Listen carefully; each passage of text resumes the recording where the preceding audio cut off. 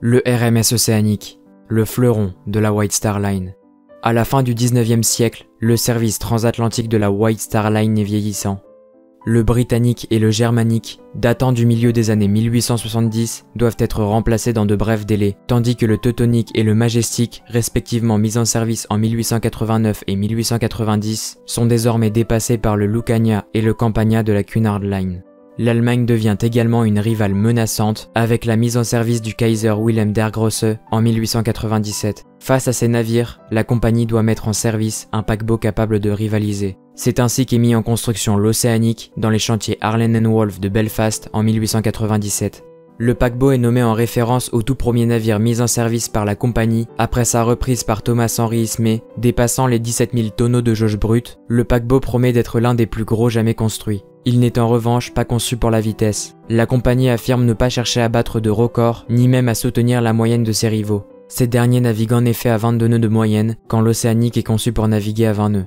La construction se fait sous la supervision du surintendant de marine de la compagnie et de l'amirauté britannique qui compte utiliser le navire comme croiseur auxiliaire en temps de guerre. Elle implique des moyens inédits pour les chantiers. Un portique de 500 tonnes est en effet construit pour abriter la coque en construction et supporter grues, lampes et machines à rifter. L'Océanique est par ailleurs le premier navire construit à l'aide de rifteuses hydrauliques qui facilitent le travail des quelques 1500 ouvriers travaillant sur le paquebot. La coque est divisée en 13 compartiments étanches transversaux et le navire est pourvu d'un double fond lui aussi compartimenté. Sa silhouette est marquée par ses deux hautes cheminées entourées par 3 mâts. Les chantiers sont également très actifs puisqu'ils achèvent également le Kimrick et doivent également construire les 5 navires de classe Jubilee, une classe de paquebot mixte britannique mise en service en 1899 par la White Star Line. Ces constructions contribuent donc à dynamiser la région de Belfast. L'Océanique est lancé le 14 janvier 1899 devant près de 50 000 personnes, dont 5 000 installées en tribune. Selon la pratique instaurée par Ismay, le paquebot n'est pas baptisé. La journée est néanmoins chômée dans tout Belfast en effervescence et de nombreuses personnalités des environs, notamment issues de la noblesse locale, sont présentes. Il s'agit alors du premier navire à dépasser en longueur le record établi par le Great Eastern, construit près de 40 ans plus tôt. Le record de tonnage n'est en revanche dépassé que 2 ans plus tard par le Celtic. Terminé durant l'été, le navire effectue ses essais le 26 août et est ouvert au public et à la presse à partir du 30. Son coût est estimé entre 750 000 et 1 million de livres de l'époque. L'Océanique est alors conçu pour transporter 410 passagers de première classe, 300 de deuxième et 1000 de troisième. À tout cela s'y ajoute un équipage de 394 membres.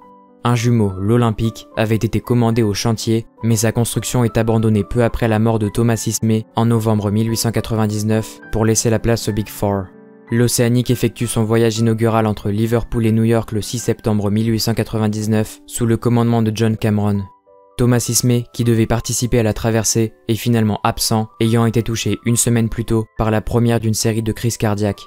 Le navire reçoit un accueil chaleureux après une traversée de 6 jours, 2 heures et 37 minutes. Une ombre au tableau apparaît cependant. Il est apparu que la forme effilée du navire produisait d'importantes vibrations lorsque le navire dépassait les 20 nœuds, empêchant toute tentative de dépasser sa vitesse de croisière. S'il est en deçà de ses rivaux sur le plan de la vitesse, l'Océanique se démarque d'eux par son luxe qui lui vaut les surnoms de navire du siècle et de yacht des millionnaires de la White Star.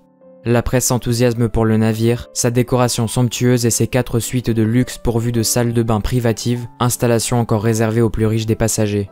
Sa salle à manger était agrémentée de vastes baies vitrées et pouvait accueillir 400 convives. Sa bibliothèque était également très prisée, surmontée d'un dôme de verre. L'ensemble est décoré par l'architecte Richard Norman Shaw qui conçoit les intérieurs du navire.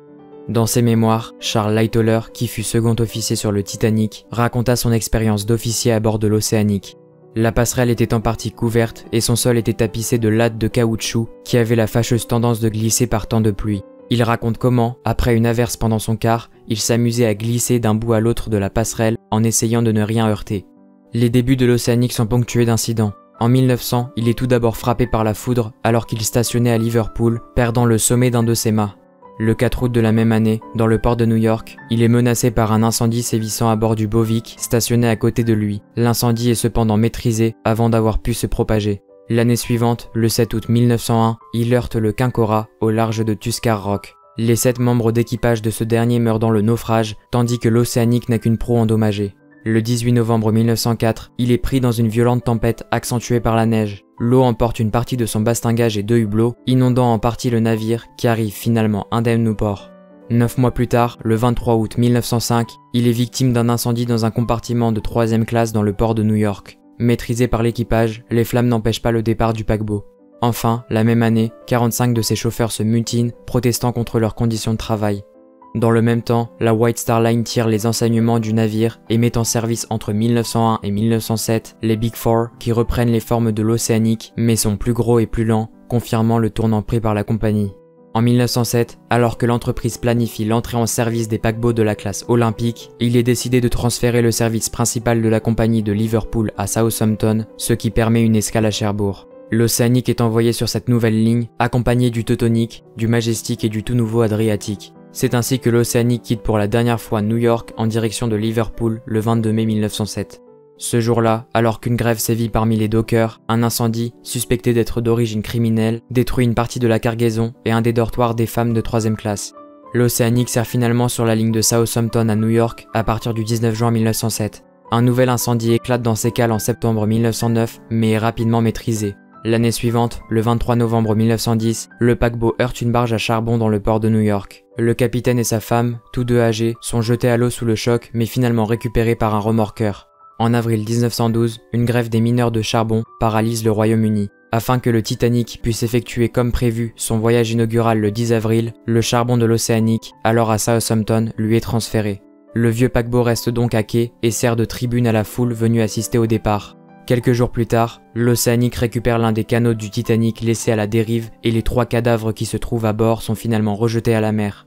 L'Océanique effectue sa dernière traversée commerciale le 22 juillet 1914. En effet, il est réquisitionné peu après le déclenchement de la Première Guerre mondiale. De même que le Teutonic, le Celtic et le Cédric, il est aussitôt converti en croiseur auxiliaire et rejoint le 10e escadron de croiseurs, flotte de navires marchands armés chargés de patrouiller entre les Shetland et la Norvège. Dans ce but, le navire est équipé de 16 canons et son capitaine habituel, Henry Smith, est également placé sous l'autorité d'un capitaine de la Royal Navy, William Slater, les deux hommes se partageant de mauvaise grâce le commandement du navire. De même, la confusion règne au sein de l'équipage entre marins de la compagnie et ceux venant de la marine de guerre. Après 2 semaines de conversion, l'Océanique part une première fois pour l'Islande avant de retourner à Scapa Flow où l'équipage s'entraîne au tir.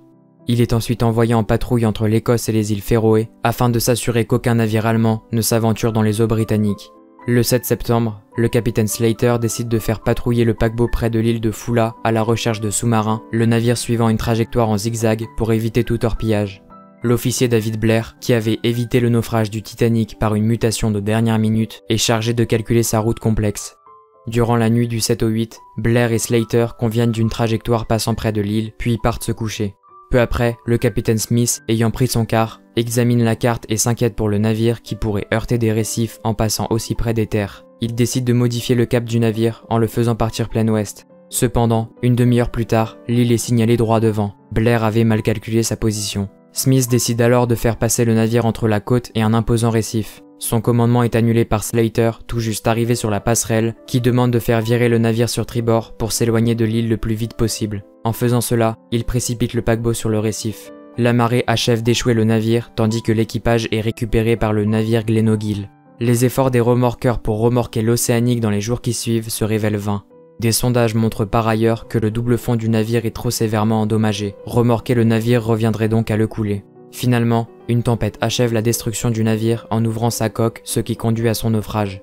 L'enquête qui suit n'inquiète pas les capitaines, David Blair étant le seul à être blâmé pour son mauvais calcul de la position. L'événement pousse cependant l'amirauté à préciser la répartition des tâches entre le commandant civil et militaire. Alors qu'il avait d'abord été supposé que le navire avait coulé en eau profonde, son épave est retrouvée disloquée en eau peu profonde dans les temps qui suivent le naufrage. Dans les années 1920, l'épave est vendue par l'amirauté à une compagnie de démolition de Scapa Flow pour 200 livres sterling. En mars 1924, les parties du navire dépassant de la mer sont découpées et récupérées, mais la violence de la mer à cet endroit rend des opérations de démolition sous-marine impossibles. Finalement, entre 1973 et 1979, l'épave est explorée par 2 plongeurs, Simon Martin et Alec Crawford, qui parviennent à récupérer de nombreux éléments du paquebot grâce à leurs équipements modernes, notamment ses hélices. Voilà, c'est tout pour moi, j'espère que cette vidéo vous a plu, si c'est le cas je vous invite à vous abonner et à me faire part de votre avis en commentaire. Moi je vous retrouve pour de prochaines vidéos. Au revoir.